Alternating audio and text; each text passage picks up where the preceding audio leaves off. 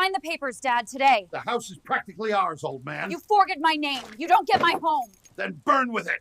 You just chose a war.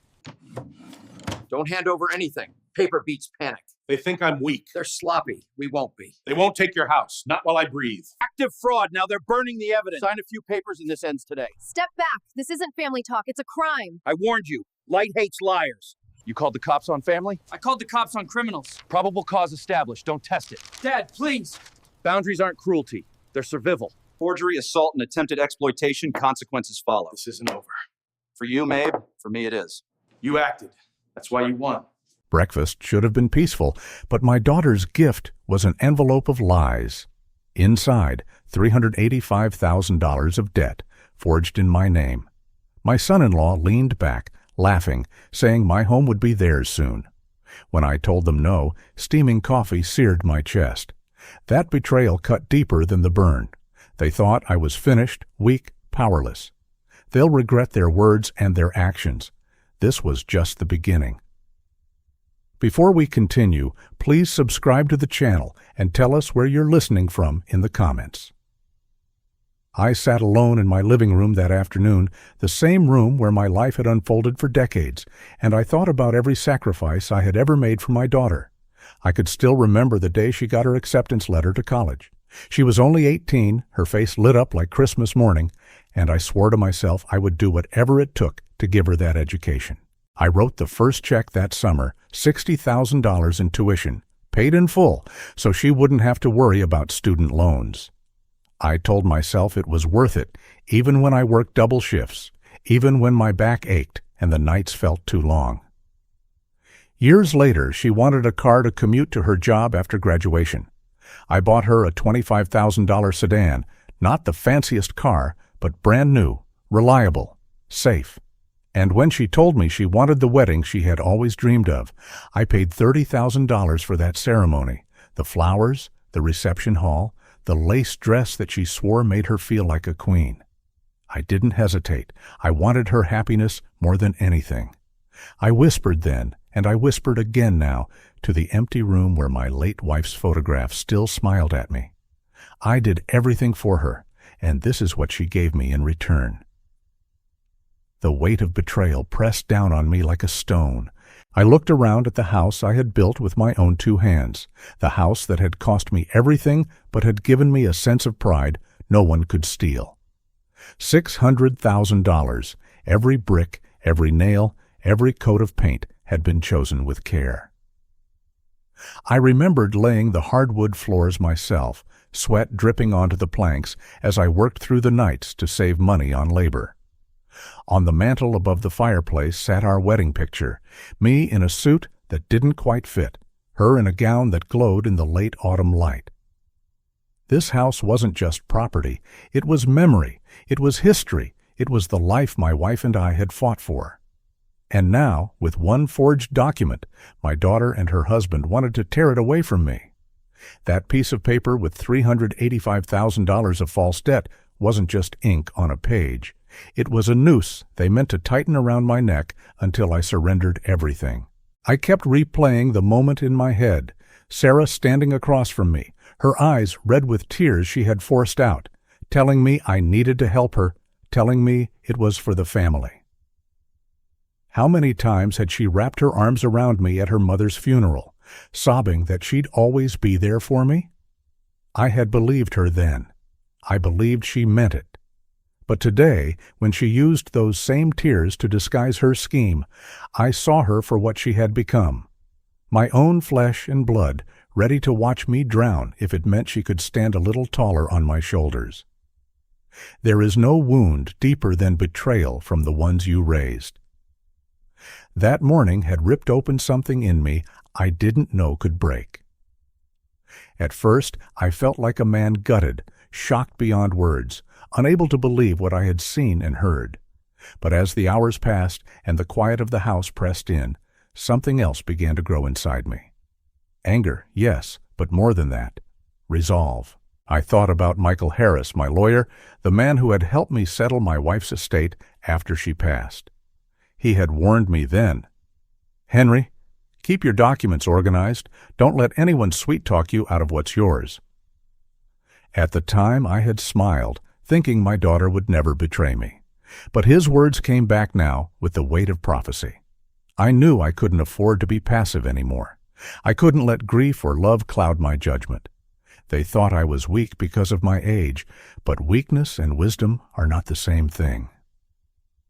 I sat back in the old recliner, the one with a patch of worn fabric where my wife used to rest her head when she watched television beside me.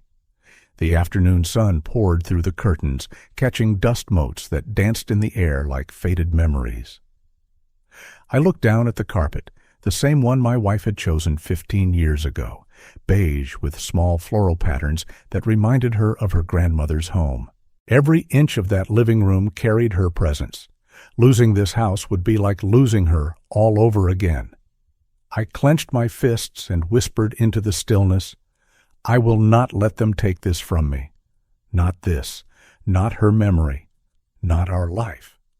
I rose to my feet and walked to the old oak cabinet in the corner. It was heavy, scratched at the edges, but it had kept the most important things in my life safe. With careful hands, I opened the drawers and pulled out the folder where I had stored everything. The original deed to the house, the insurance policies, and the will my wife and I had drafted years ago. I spread them across the table, my heart pounding as if I were preparing for battle. These were not just papers. They were weapons, shields, proof that I was still in control. If Sarah and David wanted a war, then here was my arsenal. I traced my finger along the ink of my wife's signature on the will, feeling as if she were standing beside me again, telling me not to give up. I sat there, staring at the documents, my breath steadying, my mind sharpening. The fear that had clouded me in the morning was gone. In its place was clarity. They thought I was an old man too frail to fight back. They thought I would roll over and sign away my life because of their threats. But they underestimated me. They underestimated the fire that still burned in me, the same fire that had built this home, raised this family, and carried me through every hardship. The house creaked as the evening settled in, shadows stretching across the walls, and I knew with absolute certainty that this was not the end. This was the turning point. I whispered once more to my wife's picture, "They think I'm finished, but I haven't even started." And with that, I carefully gathered the papers back into the folder, locked the cabinet, and set my jaw. Tomorrow I will act. If you're still watching and find this story interesting, please comment 1 below to let me know you're here with me. I woke before the sun and sat at the edge of my bed, the folder of original papers under my palm like a small, steady heartbeat. The night hadn't given me much sleep, but it had given me something better. Clarity. I could feel the shift inside me, like a gear finally catching. Yesterday I was stunned. Today I would move. I told myself that as the heat clicked on, as the house gave its familiar size, as the light crept through the blinds and laid soft stripes across the carpet my wife chose so many years ago, this was my home. $600,000, paid over 3 decades, each payment a step out of poverty and into dignity. They were not going to take it with a forged envelope and a handful of crocodile tears. I dressed slowly, buttoning a fresh shirt, sliding my wallet into my back pocket, and checking that my phone was charged. I placed the folder in a weathered messenger bag and tucked it under my coat. My hands were steady. I stood there a long moment in the quiet hallway, looking at the framed photo of my wife on the wall. She wore that small smile that always made me think she knew more than she said. "Stay with me," I whispered. "I'm going to need your calm." Then I walked toward the kitchen to face what needed facing. They were already there. Sarah at the table, elbows on the wood, fingers laced like she was praying. David leaning against the counter with that lazy confidence that always felt like a dare. A coffee pot hissed on the burner, steam snaking up into the air, and the smell of dark roast filled the room. The morning looked ordinary. It wasn't. Sarah lifted her chin when I entered. She had that soft, practiced voice she used for store clerks and supervisors, part sweet, part injured. "Dad," she said, "we need to talk about the debt." The word hung there like a trap. I pulled out a chair and sat across from her. "We will," I said, "but not on your terms." I set the messenger bag on my lap. I didn't open it. Not yet. Not before I took a good look at them both, the set of their shoulders, the sideways glances they exchanged, the way David's hand drummed once on the edge of the counter as if he were keeping time to some song I couldn't hear. There is a rhythm to intimidation. There is a rhythm to taking it apart. Sarah slid a single sheet toward me. My name was at the top.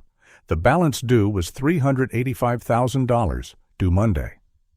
"It's already in collections," she said. "We can't lose the house. We have nowhere else to go." I let the paper sit. "I don't owe this," I said. "And you know I don't." David chuckled, low and mean. "Memory gets fuzzy at your age," he said. "Lucky for us, the signatures don't." I kept my voice even. "Funny thing about signatures," I said. "When you trace them enough times, you get good at the curves, but you can never feel the pressure, the speed changes, the hesitations. They look right until they don't." David's smile tightened. Sarah blinked hard, summoning tears that shimmered but did not fall. "Dad, please," she said. "You're being cruel?" I thought of $60,000 in tuition. I thought of $25,000 for the car with the warranty she said she needed. I thought of $30,000 for the wedding, the silver frames, the dance floor, and the open bar that David treated like a personal challenge. Cruelty, I wanted to tell her, is not a word you get to use today. Instead, I said, "I'm calling my attorney." That word landed like a pebble in a smooth lake. Small sound, long ripples. David pushed off the counter. "You don't need a lawyer," he said. "You need to be a man." "I've been one my whole life," I said. "And a father, which is why I'm doing this the right way." I took out my phone and stepped into the doorway to get a bar of service, then tapped Michael Harris's number. He picked up on the second ring with that warm, alert tone he kept for clients who were teetering. I told him what I was looking at. I kept my sentences short. He asked for photos. I snapped them, front and back, the alleged balances, the signatures that looked like mine but felt like a costume. He asked me to send my deed, the will, and my insurance policy. I told him I had the originals. He said, "Good. Guard them like gold." Then he asked for permission to begin immediate steps. A fraud alert with the credit bureaus, temporary freezes on my checking and savings so no one could initiate large transfers without my physical presence, and a request to the county recorder for certified copies of my deed and the mortgage release, just in case. "You'll have confirmation emails within the hour," he said. "Henry, don't sign a thing, don't hand over anything, and if they escalate, you step away and call me back." "Thank you, Michael," I said, and I meant it. When I hung up, the kitchen had shifted again. The steam from the coffee pot curled in the warm light. The house felt like it was standing a little closer to my side.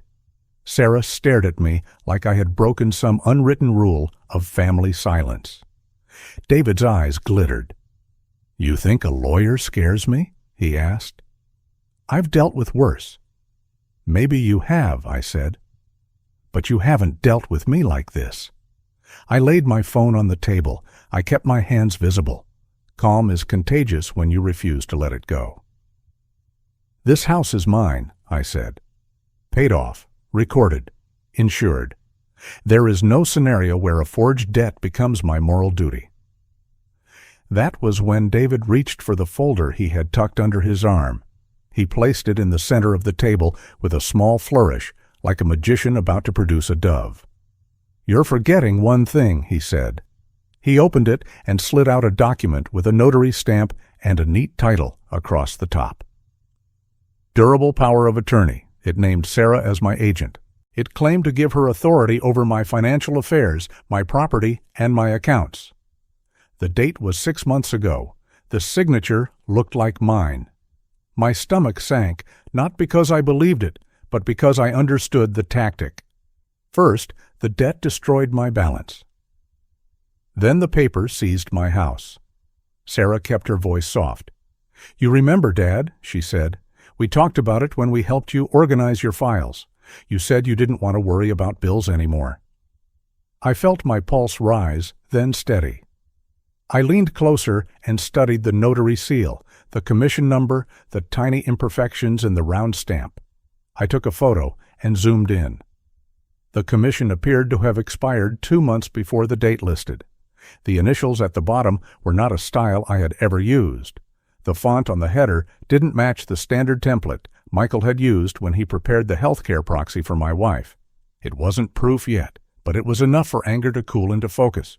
"That's not my signature," I said. I didn't raise my voice. I didn't need to.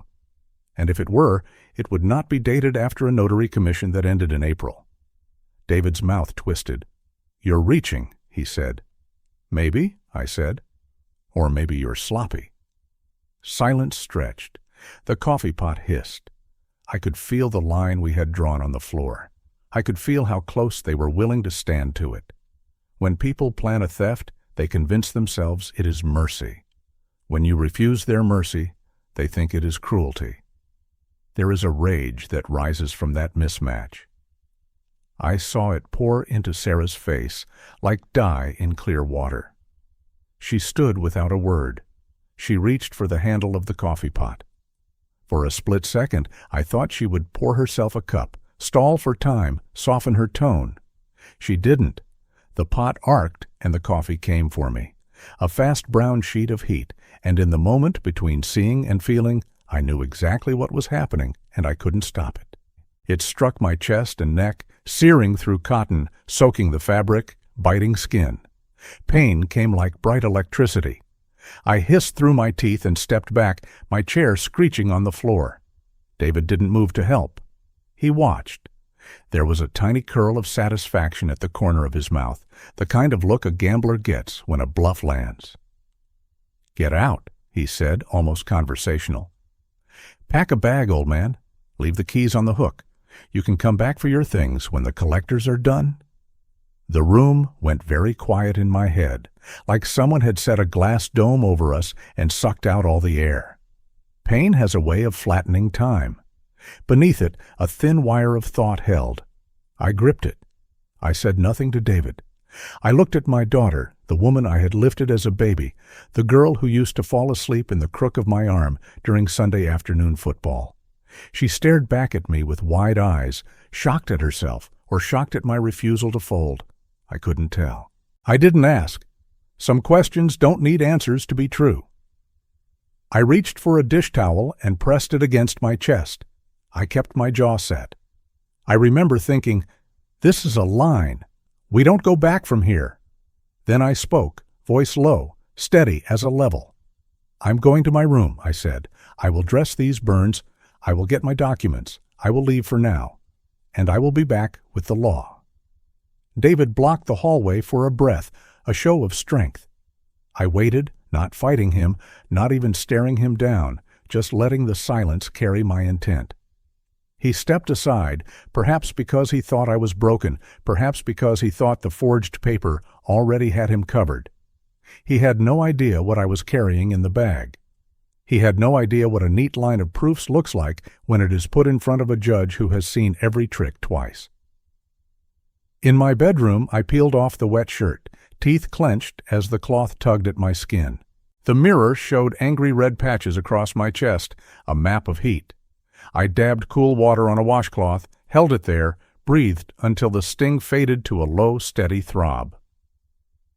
I dressed again in a clean shirt, slid the messenger bag strap across my shoulder, and opened the small safe where I kept the rest: the original deed, the mortgage release, the title insurance policy with the underwriter's seal, the life insurance policy with my wife's neat blue signature, the old will with our careful language about survivorship and property. I placed them on top.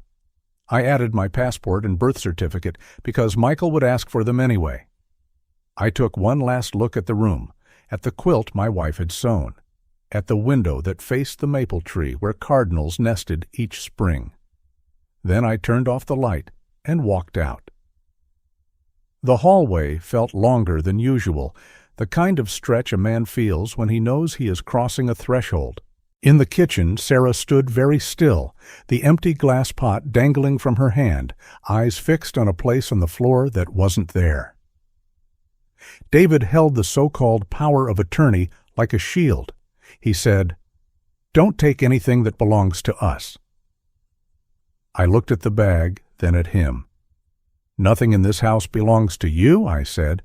"Not a hinge, not a nail." I didn't wait for an answer. I stepped through the back door and into the cold, clean morning. The air hit my skin like a blessing. I crossed the yard, leaves crackling under my shoes, and headed for the low chain-link fence that separated my property from Frank Johnson's. I had known Frank for 15 years, since he retired from teaching at the high school and moved in next door with a second-hand grill and a library of history books. He had a way of listening that made men tell the truth. I knocked on his back door. He opened it in a flannel shirt and sweatpants, eyes going wide when he saw the marks on my neck. "Henry," he said, voice already full of concern, "what happened?" "Trouble," I said, "and help." He ushered me inside, sat me at the small table near the window, and put the kettle on the stove. The kitchen smelled like toast and orange marmalade. I pulled the messenger bag into my lap and told him what needed telling. Not every detail, not yet, but enough. The envelope, the $385,000 of forged debt, the sudden anger, the coffee, the paper that claimed my daughter could sign for me, sell for me, and move for me. Frank's jaw tightened, then softened. "You're here now," he said. "We'll handle it." I took out my phone and sent Michael the photos of the so-called power of attorney. He responded in minutes, quick sentences stacking like building blocks. Notary commission number invalid. Template inconsistent with state standard. Missing required witness signature on page 2. He wrote, "This is not just sloppy, Henry. This is criminal.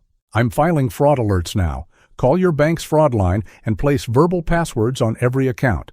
Ask for a freeze of over $3,000 without your in-person authorization.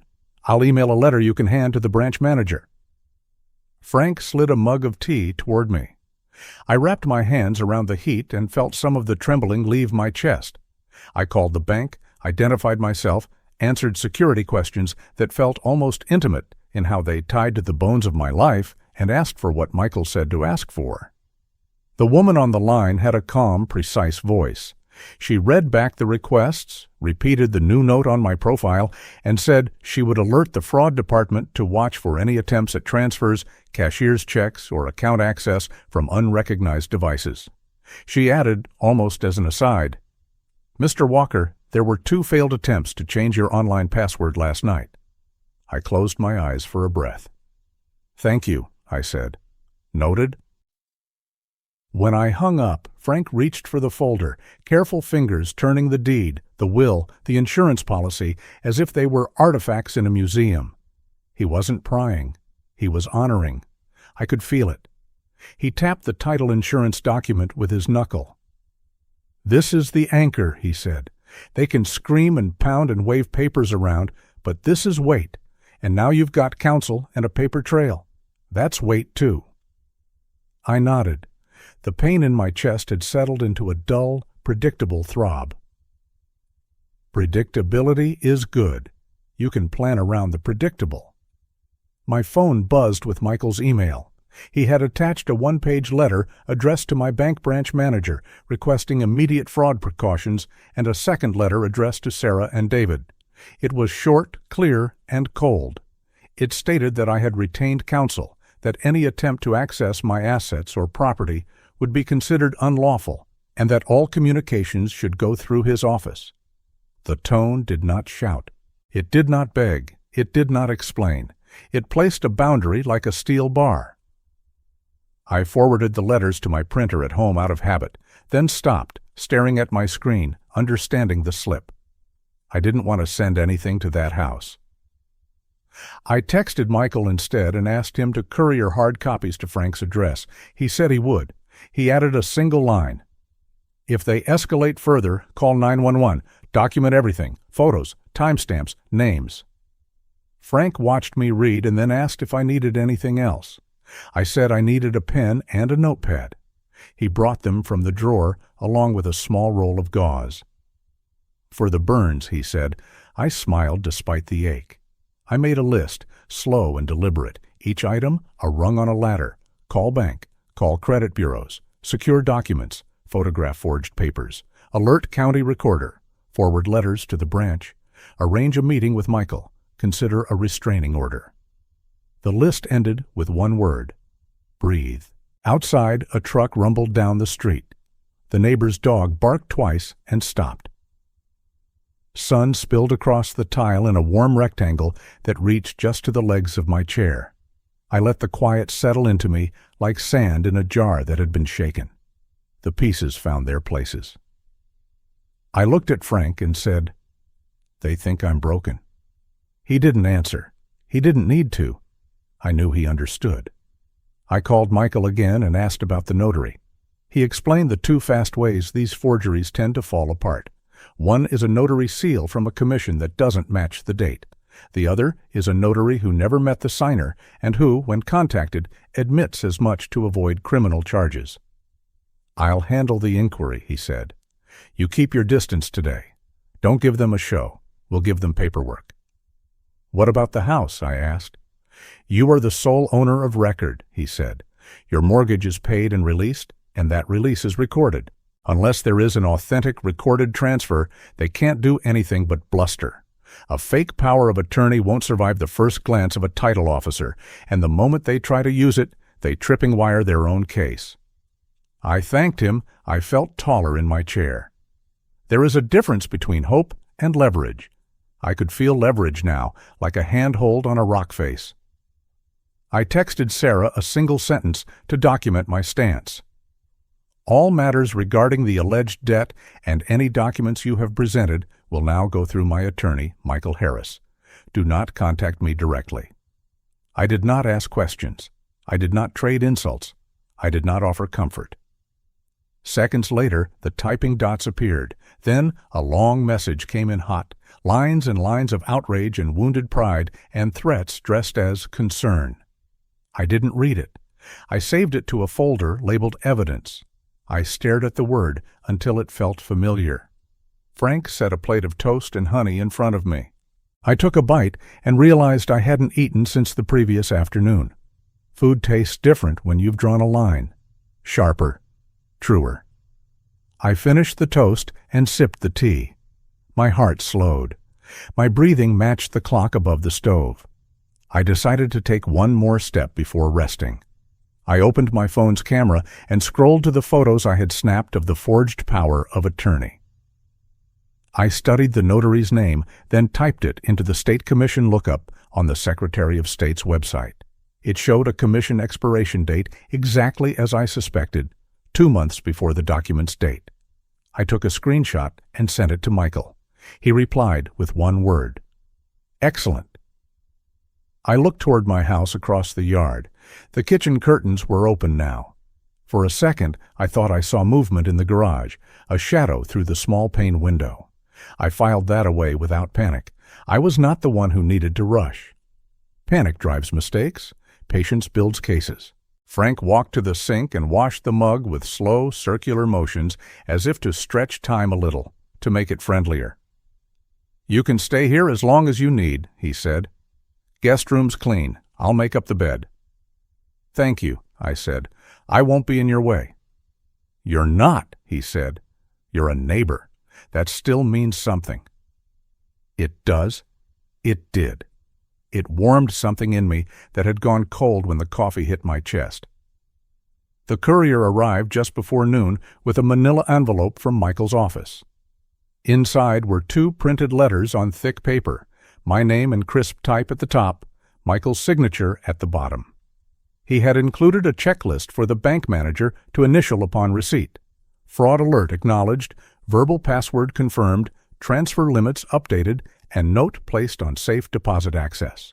He had also included a copy of the state's Elder Financial Exploitation Statute, highlighted with a short sticky note that read, "Sometimes a little education speeds cooperation." I placed the letters back in the envelope and set it on the counter by my keys. I took my wallet out and counted the cash. $212. Enough for errands. Enough to do what needed doing in person. I jotted down the bank's branch hours and the name of the manager from an old card in my wallet. The list kept growing, but it didn't feel heavy. It felt like a plan unfolding. Afternoon light shifted across Frank's kitchen. The refrigerator hummed. The clock ticked. I inhaled, slow and deep, and let it out. I looked down at the faint coffee stains on my cuff, at the small raised blisters beginning to form at the edge of my collarbone. Pain, but contained. I thought again of my wife's smile in the hallway photograph. I could hear her voice, the one she used when she needed me to be steady. "Henry," she would say, "don't let them decide who you are." I closed my eyes for a second and answered inside, "I won't." The phone vibrated on the table with a small chime. Michael again. He had spoken with the notary's employer. The notary was no longer with the company. He had moved out of state, but the employer confirmed the commission timeline and agreed to provide a sworn statement if needed. Michael also forwarded an appointment time at his office for the first thing in the morning and a draft of an emergency petition for a temporary injunction to prevent any transfer or encumbrance on my property.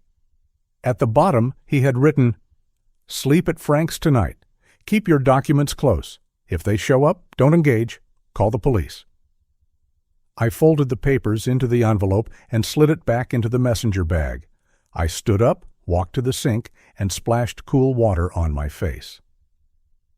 The reflection in the small window over the sink didn't look like a victim to me. It looked like a man who had finally decided to use the tools he had.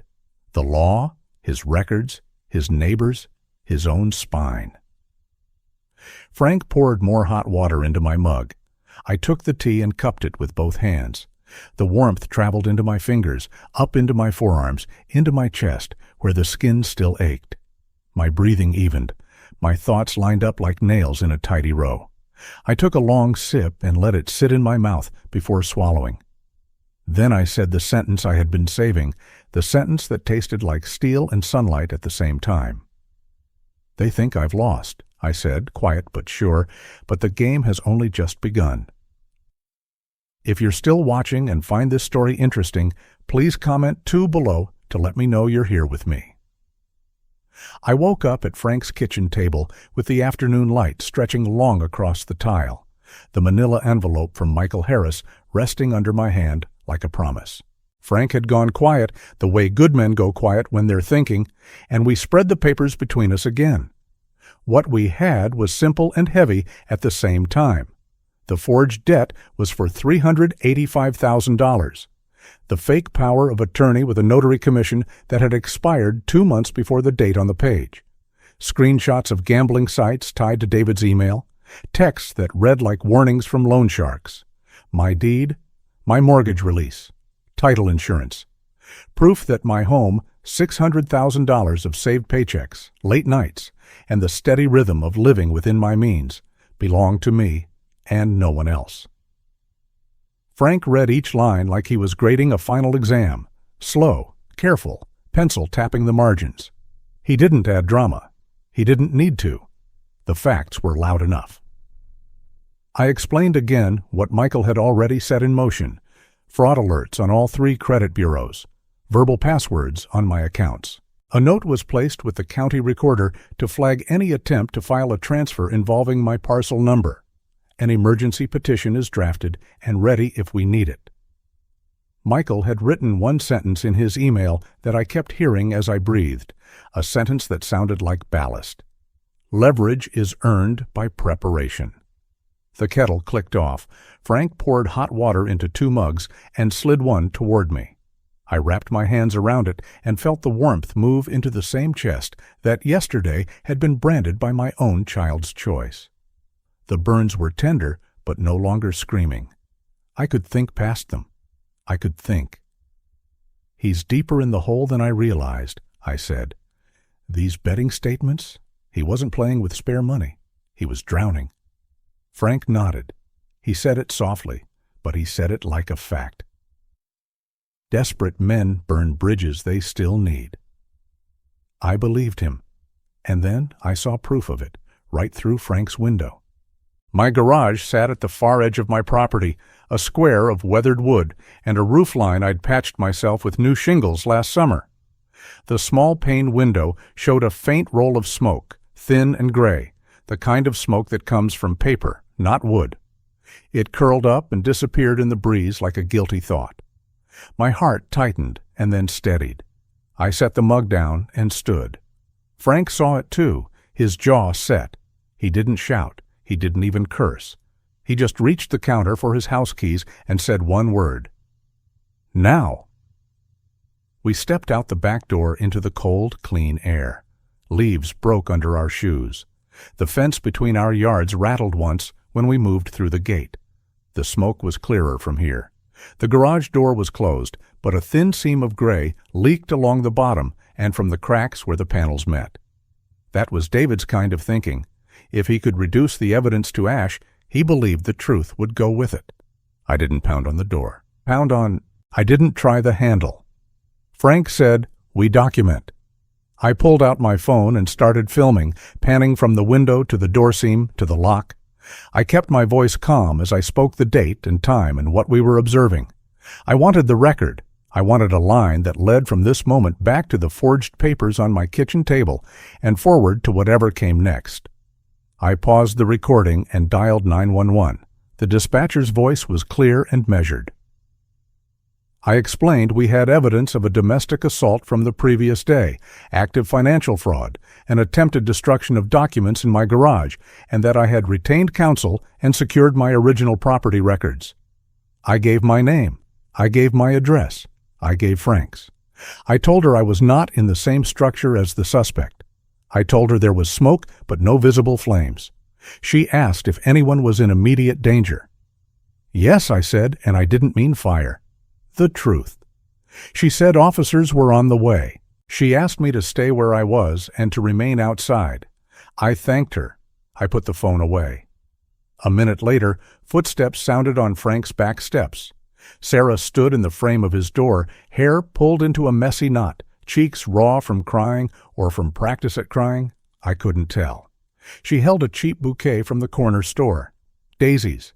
Baby's breath. She said in a voice that trembled in all the right places, "Dad, please come home. We can fix this if you just sign a few more papers. It will end today. It will all go away." Her timing told the truth more than her words. Behind us, my garage exhaled another slow ribbon of smoke. She wanted my eyes on the flowers, not on the window. Frank stepped between her and the yard out of simple instinct. She tried to edge past him, saying she only wanted to talk, saying she only wanted to explain. I could feel the old reflex rise in me, that reflex to make it easy for my child, to take the weight, to say yes because saying yes used to mean love. I let the reflex rise. I let it pass. "Sarah," I said, steady. "Step away from Frank's door. The police are coming." Her face changed when I said that word, not because she was afraid of uniforms, because she was afraid of procedures, afraid of light. She wiped her eyes fast and lifted her chin. "This is family," she said. "You don't bring strangers into the family." Frank, a man who had watched teenagers attempt every angle on accountability for 30 years, answered before I could. "You poured coffee on him," he said. "Your husband forged his name. You burned what doesn't belong to you. That's a crime. That's not family." She flinched like the word had weight. She tried again to soften her mouth into a pleading shape. "Dad," she whispered, "please." Behind me, a faint metallic clink sounded from inside the garage. I pictured a lighter. I pictured a metal trash can. I pictured David's hands moving fast, that jittery speed of men who think they can outrun consequence. I turned my head back to Sarah. "Move away from the door," I said. She didn't, but she didn't come closer either. She stood there like a statue someone had carved out of indecision. Sirens came up the block, quick and low, and the color changed in her face again. That was the moment I felt the scale tip, the moment when all the paperwork, all the calls, all the small, careful steps of yesterday and this morning gathered themselves into something heavier than panic. The cruisers slid to a stop at the curb in front of my house and Frank's, doors opening, officers stepping out with the calm choreography of people who have seen worse and plan to prevent it anyway. Officer Martinez, with gray streaks in her hair, her presence quiet and firm, approached with Officer Chen, younger, eyes scanning and recording. I raised my hand once, not to wave, but to anchor their attention. I spoke as evenly as I could. "I'm Henry Walker," I said. "That's my garage. There's active smoke from destroyed paperwork related to identity theft and forgery. Yesterday, my daughter scalded me with coffee in my kitchen. I have the burns. I have the forged documents. My attorney is Michael Harris. I can give you his number." They were trained for this. They split their attention with precision. Chen moved to the garage, keeping his distance from the door, peering through the small pane and radioing for the fire department to do a quick safety check. Martinez stood with me and asked for a brief chronological account, nothing fancy, just timestamps and nouns and verbs. She watched my face, not to trip me up, but to weigh credibility. I handed her the envelope from Michael. She skimmed, her eyes catching on the notary expiration, the state statutes highlighted with that careful yellow. She asked to see my injuries. I unbuttoned my collar enough to show the reddened skin along the base of my neck. She nodded once and spoke into her shoulder, a short string of codes that meant, in plain English, we were not playing at this. Sarah tried to step in then, voice floating like tissue paper. She said there had been an accident. She said I had startled her. She said she hadn't meant to hurt me. Martinez held up a hand without looking away from me and asked Sarah to stand to the side until she was addressed. Sarah's mouth opened, then closed. She took a step back.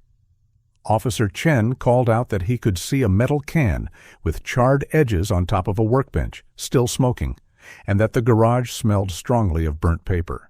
He asked for permission to force the side door if needed. I gave it. It was my property. Martinez took note and asked Sarah whether anyone else was inside the garage. Sarah said no so quickly that it sounded rehearsed. I added calmly, "My son-in-law, David Miller, was in my house this morning. If he's not here now, he may have left on foot." That was when the side door of the garage cracked open and David stepped out into the light like a man walking off a stage when the play doesn't go his way. He held his hands at his sides, palms out in a show of cooperation that did not reach his eyes. There was ash on his sleeve. There was a smear of gray on his cheekbone where he had wiped sweat with the back of his hand. Officer Chen asked him to stop where he was. David smiled at me, that small private smile he reserved for losing poker hands he planned to win back on the next round. "You really called the cops, old man?" he said, not loud, but loud enough. I didn't answer him. I wasn't talking to him anymore. Martinez separated us with a small angle of her body and began asking standard questions. Name, relationship, reason for presence. David said he was helping his father-in-law clean the garage. It sounded like a line he had chosen in a hurry from a hat full of bad lines. Chen pointed to the can on the bench and asked if the cleanup usually involved burning documents. David said he had only been discarding trash. Chen asked why the can was filled with charred paper that still bore visible fragments of numbers and signatures. David said he didn't know what Chen was talking about. His voice got tighter with every sentence. That's the thing about a lie that is already turning to smoke in your hands. You can't stop it from making your eyes water. Frank stayed near the back step, steady as a fence post. He didn't intervene. He didn't glare. He was a witness made of calm. I felt my own calm rise to meet his, and with it something harder than calm. Not anger, not yet. Conviction. The fire crew arrived and checked the garage quickly, making sure we were not about to have a larger problem than scorched lists and melted plastic. They ventilated the space with a small fan, then stood back while Officer Chen photographed the can, the ash, the singed edges where printed letters still showed in caught angles like ghosts of numbers. He used evidence bags to collect anything legible. He called out fragments for the camera, the last 4 digits of my Social Security, the name of a bank where I had never had an account, a date that matched the forged power of attorney. Martinez asked me to bring the originals of my deed and mortgage release to the backyard, which I did, carrying them like a man carries a sleeping infant. She compared the county book and page numbers with the copies Michael had sent in his letter. They matched. She asked if I had ever signed a power of attorney naming my daughter as agent. I said no. I added what Michael had found. The notary commission was wrong, and there was a missing witness signature. She wrote it all down. She asked me if I feared for my safety should Sarah or David return to my home after the officers left. I looked at my house, at the windows that had watched us raise a child and bury a wife, and I told her the truth. Yes. She nodded again, that same single, decisive nod. She turned to Sarah then and began the part of the day that neither Sarah nor David believed would ever come.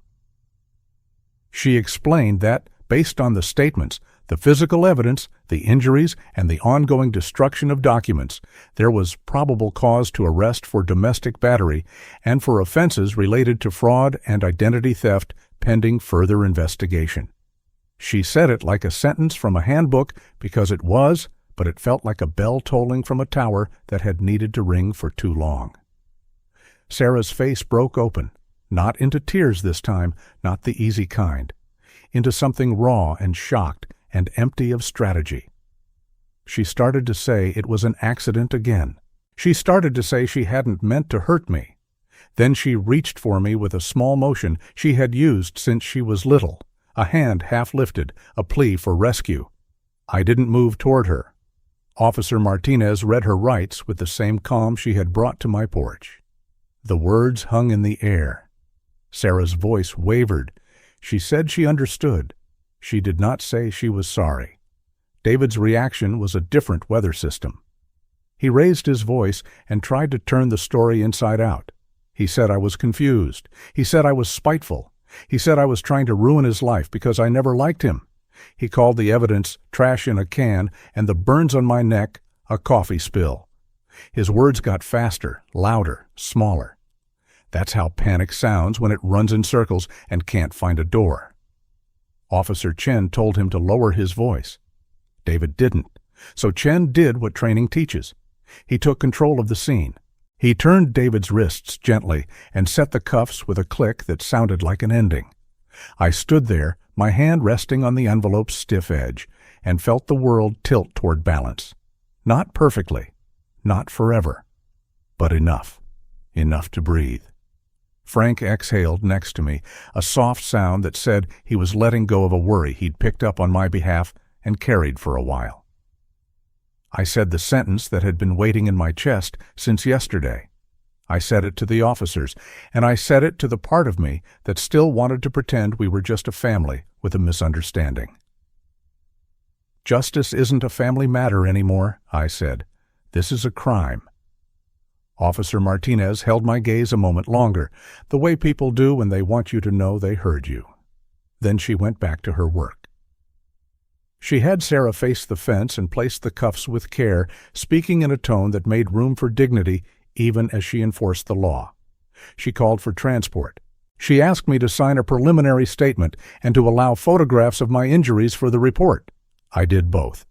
The flash popped once, twice, against the tender skin near my collar.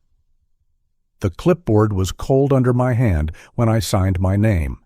Chen handed me a small card with a case number printed in blue and told me the detective assigned would call within 48 hours. He also told me how to request an emergency protective order. He did it succinctly, professionally, like a man who has had to say the same things to too many fathers. While we waited for the transport van, Sarah turned her head and spoke in a voice meant for me alone. She said she had done it for us. She said she had done it to save the house. She said she was sorry for the coffee, that she had been scared, that she had not known what else to do. I kept my eyes on the maple tree that overhung the fence and watched a red leaf let go, spin once, and land on the grass. I didn't answer. Some words are not owed anymore. The van pulled up, doors opening with a hollow clack. They placed Sarah in one compartment and David in another. He called out something as the door slid, a final burst of bravado or a last attempt to pull me back into his story. It didn't land. The door closed. The engine hummed. They drove away down our quiet street that has seen little more than block parties and leaf bags for most of its life. Frank stood next to me with his hands in his pockets and watched the taillights disappear. The backyard felt bigger when the vehicles were gone.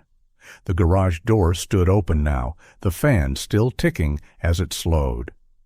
Inside, on the workbench, the metal can had cooled. The top layer of ash had crusted into a thin, fragile sheet. You could see the negative space of a signature there, the ghost of an S, the curve of a W. It would be enough. Not every story needs to be written in whole sentences to be true.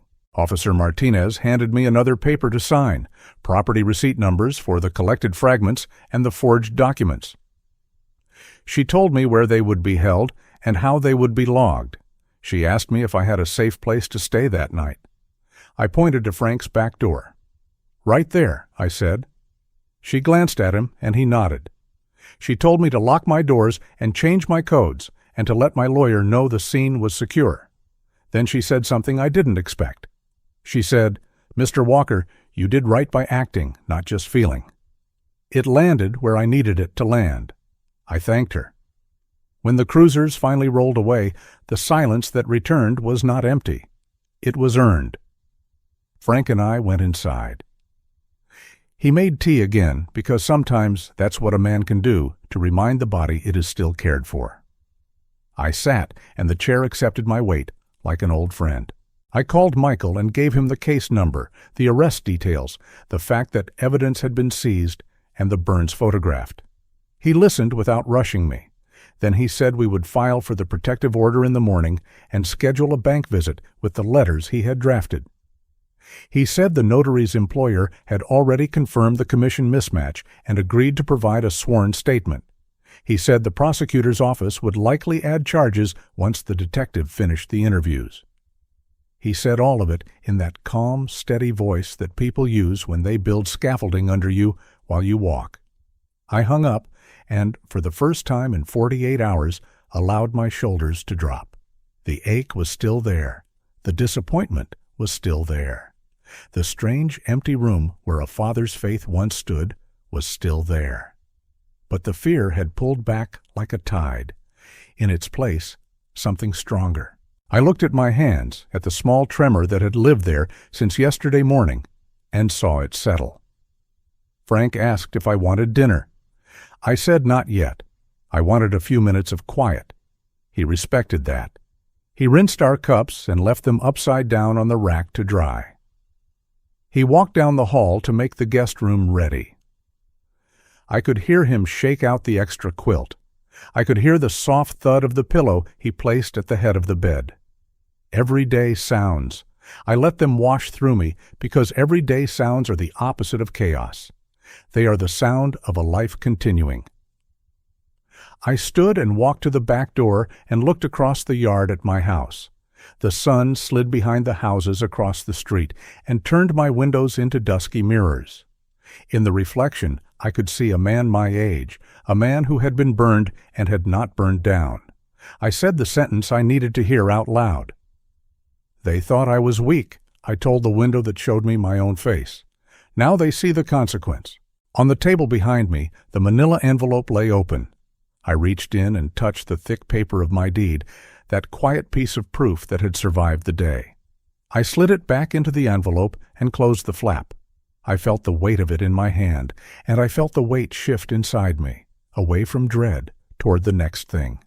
Tomorrow would bring forms and signatures and a judge's chamber that always smells like old wood and polish. It would bring the beginning of an official record that says what happened and what must not happen again. But tonight brought the unglamorous victory of quiet. It brought a next-door neighbor who had my back when my family did not. It brought a kitchen where the kettle could click and the clock could tick and a man could sit in a chair and know that he had not surrendered. I picked up my phone one more time and typed a note to myself, just a few words, a breadcrumb for tomorrow's version of me. Protective order, bank visit, title company alert, sleep. I put the phone face down. I reached for the tea and took a slow sip. The heat rolled through me like a small, honest mercy. Feeling dismissed by your own family hurts, doesn't it? If you believe everyone deserves justice, comment the keyword, justice. Now watch what they do to change that. If you're still watching and find this story interesting, please comment 3 below to let me know you're here with me. The weeks that followed felt long, but they also felt steady in a way I hadn't experienced for months. When the court date finally came, I walked into that wood-paneled room with Michael Harris at my side, my documents under my arm, and a strength I hadn't realized I still carried. My daughter Sarah sat 2 tables away, head bowed, her attorney whispering in her ear. David sat with his own counsel, his jaw clenched, a smirk tugging at the corner of his mouth that looked more like desperation dressed up as arrogance. I didn't flinch. I had already lived through the worst part, the betrayal. Now, this was just the cleanup. The judge listened patiently, flipping through page after page of evidence. The forged debt letter, the false power of attorney with the notary stamp that had expired, the photographs of my burn from the coffee Sarah had thrown, the testimony from the officers who had responded. Even Frank was called to the stand, steady as stone, recounting the smoke from my garage and the bouquet Sarah had brought to distract me. Piece by piece, the puzzle came together, and none of it worked in their favor. The ruling was short, almost too short for the months of anguish that had led to that moment. The court ordered Sarah to pay $15,000 in restitution and placed her on 2 years of probation, during which she would be monitored for any financial activity involving my name. David received an 8-month jail sentence for fraud and assault. His smirk disappeared as the words fell from the judge's lips. For the first time, I saw in his eyes not just arrogance, but the realization that the game was over. He looked at me then, but I didn't look back. I had nothing left to give him, not even the courtesy of acknowledgement. Michael put his hand on my shoulder when the gavel struck. "It's done, Henry," he said softly. "They can't touch you now." His words sank deep. For the first time since that breakfast table, where Sarah handed me the envelope of forged debt, I could breathe without the weight pressing against my chest. Back at home, I began the process of reclaiming my life. The locks on every door were replaced. A new alarm system was installed with sensors on the windows and cameras by the porch. I had always thought of this house as safe, but after what I'd endured, I needed more than memory to make it feel secure. It wasn't just about keeping others out. It was about telling myself that I was in control again, that this home, $600,000 of my labor and love, was still mine. Walking through the rooms afterward, hearing the soft chime of the new system arming itself, I felt a calmness settle over me. It was a house again, not a battlefield. But safety is not only physical, it is also emotional. That part was harder. The phone calls started first. Sarah's number flashed on the screen at night, then during the day. I let them ring out, every single one. When the messages came, I deleted them without pressing play.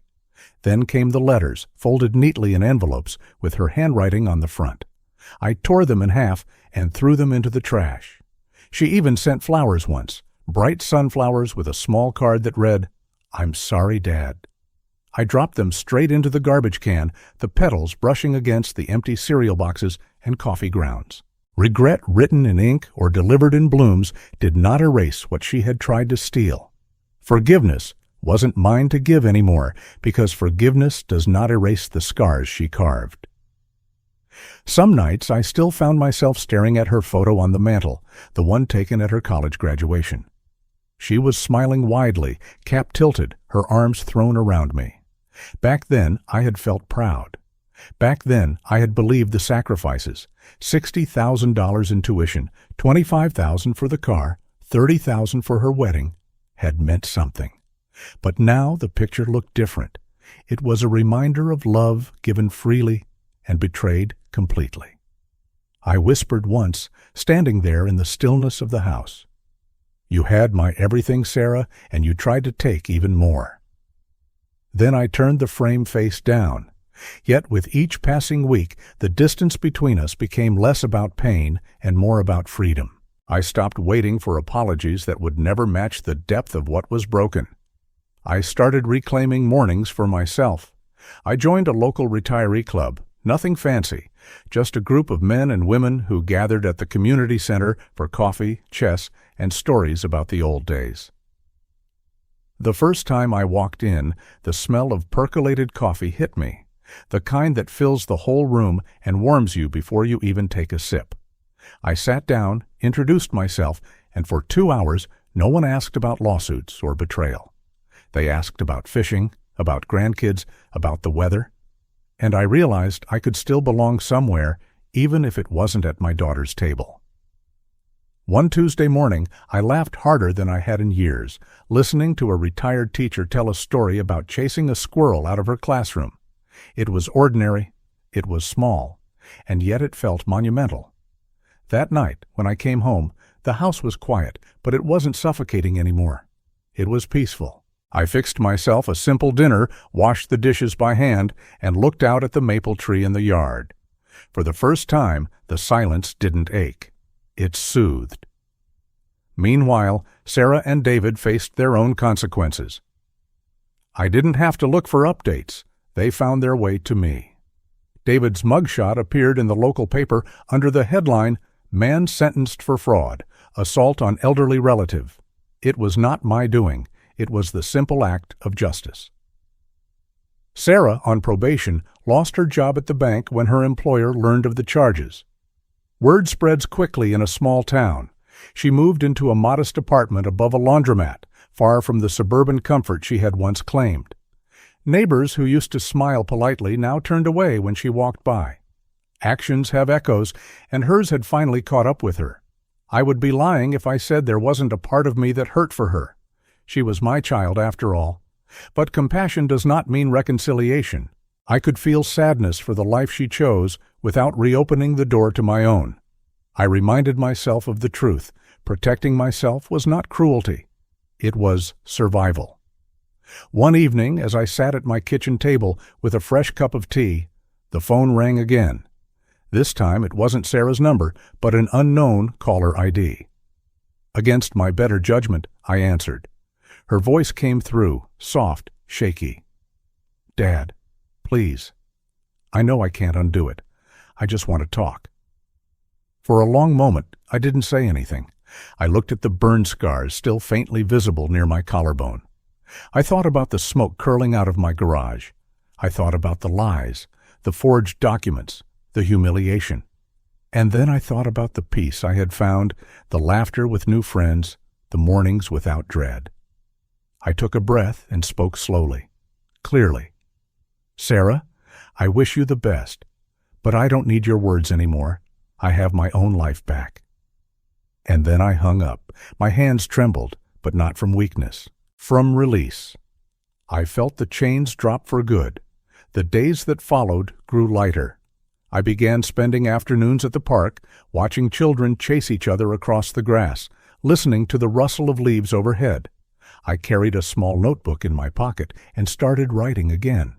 Memories, small observations, sometimes just lists of things I wanted to do before the year ended. The simple act of planning, of thinking forward instead of backward, gave me hope. I also received an email that changed the direction of my evenings. A local charity group reached out, asking if I would consider joining their volunteer program for retirees. They organized food drives, community dinners, and reading programs for kids. The email was polite, short, and full of warmth. As I read it, I felt something stir in me, a sense that maybe my story wasn't over. Maybe, after everything, I could use what I'd lived through to help someone else. That night, I closed my laptop and leaned back in my chair. The house around me was still the same. Same walls, same floors, same mantel, but it no longer felt like a prison. It felt like a beginning. I whispered to myself, I don't need them anymore. I have myself. The betrayal had cut deep, but it had also carved out a space for me to rediscover who I was without their shadow. Sarah and David lived now with the consequences of their choices, isolated and exposed. I lived in peace. And between those two realities, the contrast could not have been clearer. As I set my cup down and looked toward the window, the street lamp outside cast a soft glow on the quiet yard. Tomorrow, I will reply to that email. Tomorrow, I will step into something new. The seasons changed, and so did I. The court dates, the shouting, the slammed doors, they all became memories that no longer held power over me. My days now had a different rhythm. Each morning I brewed a pot of coffee, sat by the window of my freshly painted living room, and watched the light spread across the park across the street. My new home wasn't grand. It wasn't worth $600,000 like the old one. This place, a modest $200,000 apartment overlooking the trees, was worth far more to me in peace than any mansion could offer.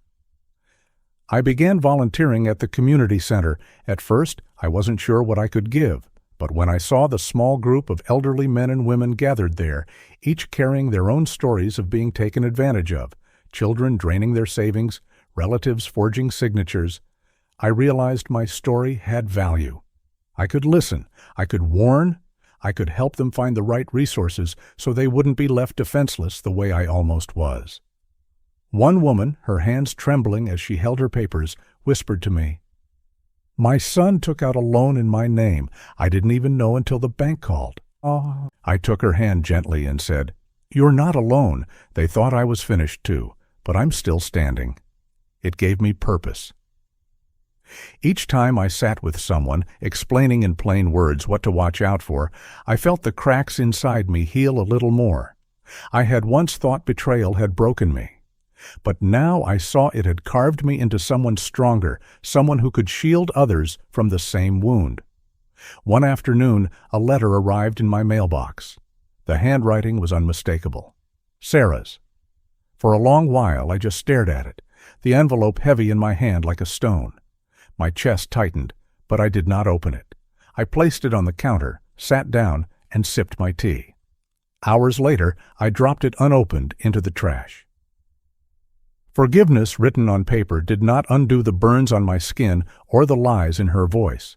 My peace was not in her words. It was within my boundaries, and I intended to keep them.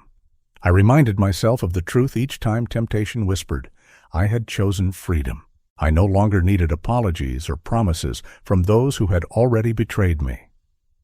My life had moved on, and they no longer had a place in it.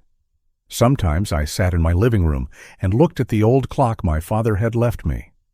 It still ticked faithfully, the brass pendulum swaying back and forth. My father had bought it during the years when every dollar counted. He worked overtime shifts, saved pennies in a jar, and when he finally brought it home, he told me, "Henry, this is more than a clock. It's a reminder that honest work gives honest time." Now, as the clock ticked in my quiet home, I whispered to myself, "This is the real inheritance. Character, integrity. No one can forge that."